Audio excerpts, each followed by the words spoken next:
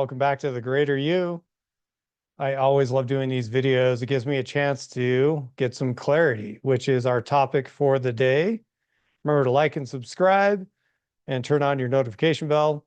We have more content coming out every number of days, and we're committed to taking this all the way through to giving you a really vast library of content that will help you with your own goals and journey for well-being. So let's go ahead and do a screen share and get into today's topic.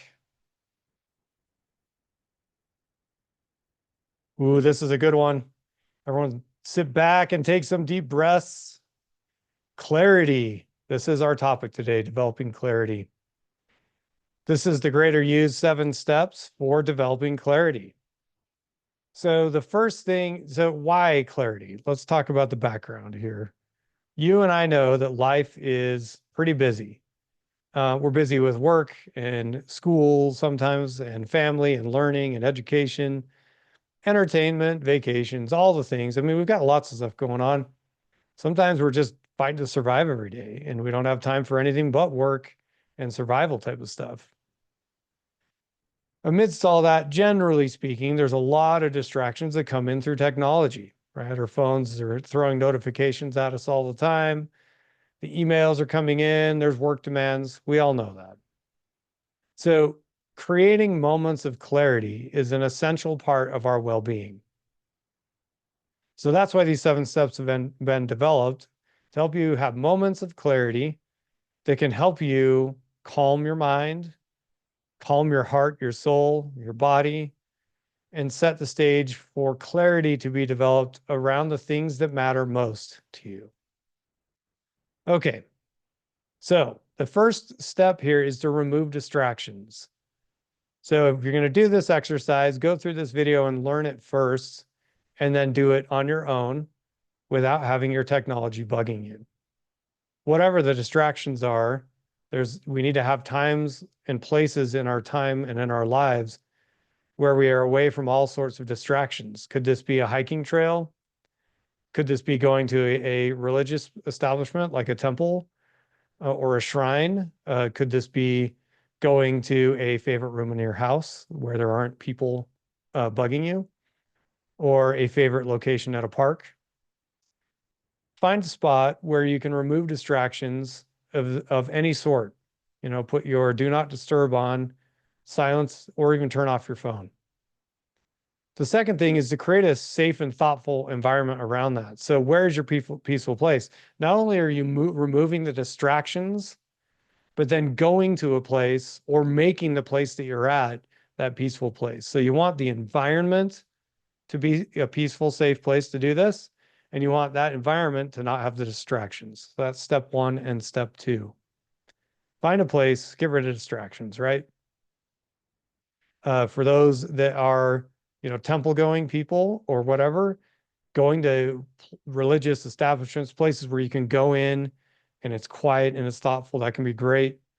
I know for me on the back of a mountain bike, if I stop at the top of a big climb and there's no one else around, that is a great time where I've done this type of exercise on the top of a mountain peak or in the middle of the forest. The Japanese people have a thing they call forest bathing. There's a lot of forests in Japan, right? So they'll go out on these hiking trails and go off trail a little bit, find themselves a nice spot and just kind of sit and develop some clarity. Take 5 to 10 minutes to do this exercise. You're just going to breathe. You might need some white noise if you need it. Silence sometimes is really good though. And I like it when people train themselves to be able to do this without having to have music or something on, although that can be done, whatever works for you. However, we don't want distractions, whatever those are, don't get distractions going again. 5 to 10 minutes of just breathing and sitting in this peaceful environment without any distractions. That's step 1, 2, and 3. While you're doing it, relax your body and your mind. Like when we're doing meditation, and yes, this really is a form of meditation, which is to relax your face, relax your shoulders and your upper chest. We hold a lot of tension there. We tend to breathe shallow up here, breathe low from your body, deep in your body. Relax your shoulders, relax your neck. I do recommend staying alert when you're doing this. A nap is great. Power naps are great.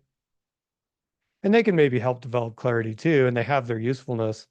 For this exercise, though, we want you to try and stay awake and alert, relaxing your body and your mind while breathing. When you're doing this, we move to step 5, which is work on letting go of the internal chatter. We have this thing called the default network, which when we're quiet, the brain likes to chatter, right? Work at when you notice that when you're doing this exercise, let go of those thoughts that are chattering in there. Try and focus on the stillness and on your breath and on the silence. This will take some exercise and practice to get good at this clarity exercise, but you'll see some great benefits mentally and emotionally if you do this. Now, once you've let go of the chatter, notice step 6, what more important things are kind of bubbling up. Maybe there's been some work project that you've been trying to figure out and you've been stuck for days. This is a moment where a solution might bubble to the surface. Sometimes we've got to get quiet enough up here for the inspiration to come that will then guide us forward in finding solutions to complex problems that we have in our lives. So that is one benefit of the clarity exercise. What's bubbling up? Take mental note. After your 5-10 minutes, if you can push this out to 30 minutes, wow, more power to you. That's awesome. After your period of time that you do this clarity exercise, pull out your journal and write right away. Do it right at the end of the clarity exercise while things are still calm and fresh. What are your takeaways from this experience? What bubbled to the surface that wasn't just chatter?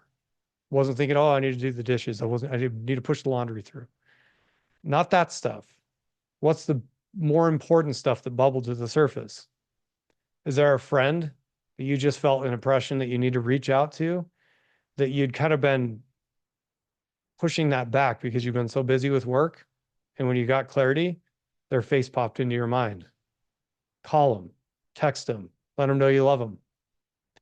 Listen to that inner self and that inner wisdom and that inspiration that comes into us when we quiet our minds. So journal about that experience. And then I recommend doing this a few times a week. Ideally, if you could do this even once a day, you'll start to see some real benefits. There's clearly meditative programs that you can do during this. But this itself is a really good strategy that you can use at any point. So there you go. That is today's video, working on developing clarity. Thank you for your time.